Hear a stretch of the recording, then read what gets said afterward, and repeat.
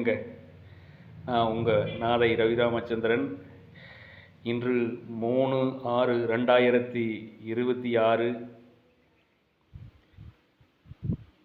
புதன்கிழமை. அனைவருக்கும் இன்பமயமான வாழ்வியல் அமையட்டும். இந்த நாள் இனிய நாளாக அமையட்டும். நான் இன்னைக்கு கோவை ராமகிருஷ்ணா ஹாஸ்பிட்டல் புறப்பட்டிருக்கேன். என்னுடைய மகள் சுடரொளி நிறைமாத கர்ப்பிணி. டைம் வந்து 1 2 3 நாள் இருக்குது. லேசாக வலி வருவதாக சொன்னார். முன்கூட்டியே வந்து ஹாஸ்பிட்டல் போயிடலான்னு நான் சொல்லியிருக்கேன். தாயும் சேயும் நலமுடனாக இயற்கையான முறையில் சுக பிரசவமாகட்டும். நல்ல அன்பும் பண்பும் நிறைந்த குழந்தையாக இவ்வுலகில் அவதரிக்கட்டும். அங்கையர்கண்ணி விடுதலை புலிகளின் போராட்ட வரலாற்றில் முதல் மனித வெடிகுண்டாக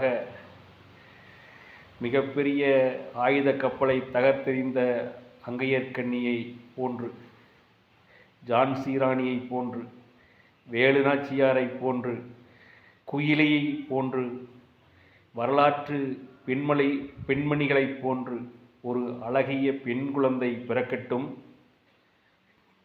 தன் தாயினுடைய கர்ப்ப கிரகத்திலிருந்து இந்த பூமியின் சுழலை, இந்த மண்ணிலே இருக்கக்கூடிய இயற்கையை காண, அதனோடு பயணிக்க வரட்டும்.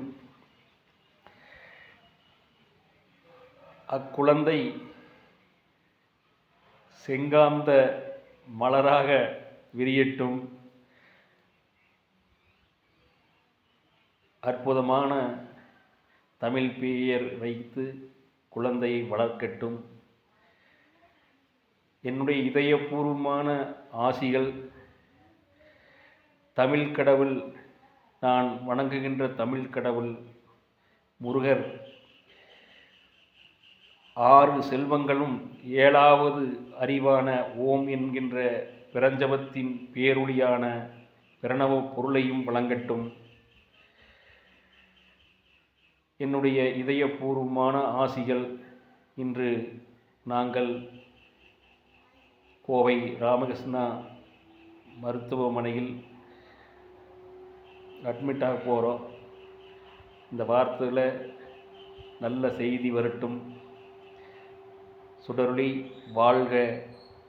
நீ, உன் குடும்பம், உன் குழந்தைகள் அனைவரும் பல்லாண்டு காலம் அனைத்து செல்வங்களும் பெற்று வாழ்க வளமுடன். ஓம் சரவண பவா.